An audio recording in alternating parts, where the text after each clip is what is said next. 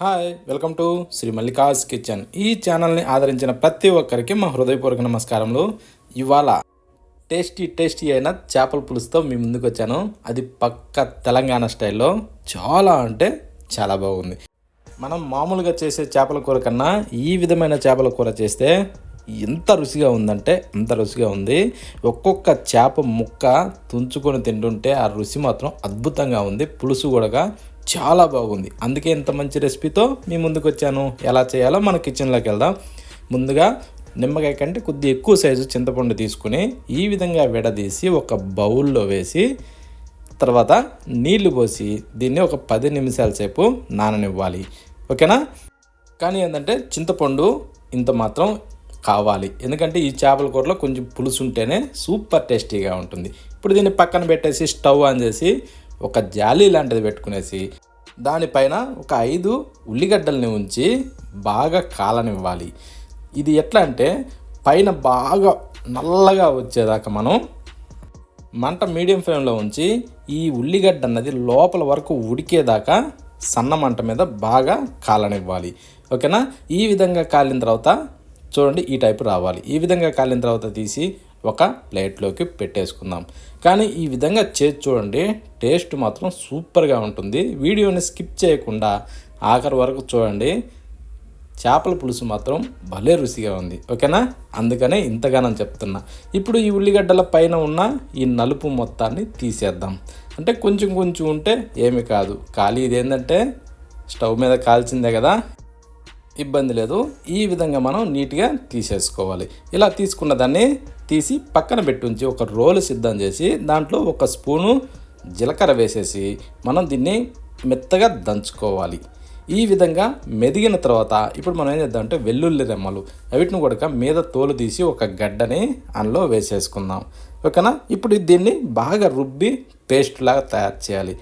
ఈ విధంగా జీలకర్ర వెల్లుల్లి రెమ్మలు వేసి ఇలా రుబ్బుతుంటే వచ్చే స్మెల్ ఉంటుంది, సూపర్గా ఉంటుంది. అందుకోసమనే ఈ టైప్లో మనం రుబ్బుకోవాలి. ఇలా రుబ్బిన దాన్ని ఈ పేస్ట్ని తీసి మనం ఒక గిన్నెలో పెట్టుకుందాం. కానీ ఏంటంటే ఈ విధంగా ఖచ్చితం అండి, చాలా బాగుంటుంది. ఓకేనా? ఇప్పుడు మనం ఇందాక కాల్చిన ఉల్లిగడ్డల్ని ఒక్కొక్క దాన్ని ఈ విధంగా పెట్టుకునేసి కొంచెం స్మూత్గా దంచేసుకునేసి ఇప్పుడు మనం ఏం చేద్దామంటే ఈ ఉల్లిగడ్డలు అన్నింటిని కూడా మనం కొంచెం కచ్చా పచ్చాగా ఈ టైప్లో దంచేసుకునేసి ఇలా రుబ్బేసేయాలి. అప్పుడేమవుద్దంటే ఈ ఉల్లిగడ్డల్లో నుంచి బాగా నీరు వలె వస్తుంది అన్నట్టు. ఆ నీరు వలె వచ్చిన ఆ ఉల్లిగడ్డది అంత మంచి రుచి వస్తుంది. అందుకనేసే ఇందులో ప్రతి ఒక్కటి కూడా సూపర్ టేస్టీ అయిన వస్తువులనే వాడుతున్నాను. చాలా బాగుంటుంది. ఓకేనా? ఈ టైప్లో మనం ఉల్లిగడ్డని బాగా రుబ్బి ఈ టైప్లో జావ వల్లే తీయాలి. ఓకే? ఇప్పుడు దాన్ని పక్కన పెట్టేసి ఒక మిక్సీ జారీలో ఎండి కొబ్బరిని ఒక 3 స్పూన్లు మందం తీసుకునేసి 2 స్పూన్లు ధనియాలు కూడా అందులో వేసి చిన్న చెక్క, ఒక 4-5 లవంగాలు, 2 యాలకులు ఇవన్నీ వేశాక ఇప్పుడు మనం వీటిని కొద్దిగా నీళ్లు పోసుకునేసి ఈ టైప్లో మనం పేస్ట్ చేసుకోవాలి. ఆ పేస్ట్ చేయడానికి ఎన్ని నీళ్ళు అవసరమో అన్ని నీళ్ళు చూసుకొని మనం పోసుకుంటే ఈ టైప్లో పేస్ట్ వస్తుంది. ఓకే? ఇప్పుడు దీన్ని పక్కన పెట్టేసి స్టవ్ ఆన్ చేసి ఒక కడాయి పెట్టుకుందాం. కడాయి పెట్టిన తర్వాత దాంట్లో ఒక 2 లేదా 3 గంటలు నూనె పోసి ఆ తర్వాత ఇందాక రోట్లో దంచి పెట్టుకున్న ఆ పేస్ట్ని ఇందులో వేసేసుకుందాం. వేసిన తర్వాత దీన్ని కాస్త అలా కలుపుతూ వేగనివ్వాలి.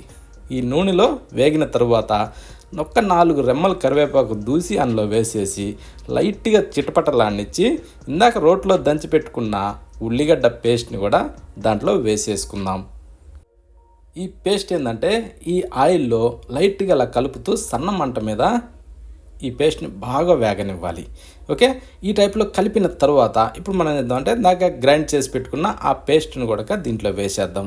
వేసిన తర్వాత దీన్ని కూడా లైట్గా కలుపుతూ ఇవన్నీ కూడా మంచి కలర్ వచ్చేదాకా, పచ్చివాసన పోయేదాకా ఇలా ఇందులో ఉన్న నీరు మొత్తం పీల్చేదాకా ఈ టైప్లో వేగనివ్వాలి. చూడండి ఈ టైప్ రావాలి. ఇలా వచ్చిన తర్వాత చిటికెడు పసుపు వేద్దాం. పసుపు వేసాక ఒక 2 లేదా 3 గంటలు కారం వేసుకుందాం. స్పైసీ ఎంత అవసరమో అంత వేసుకోవచ్చు.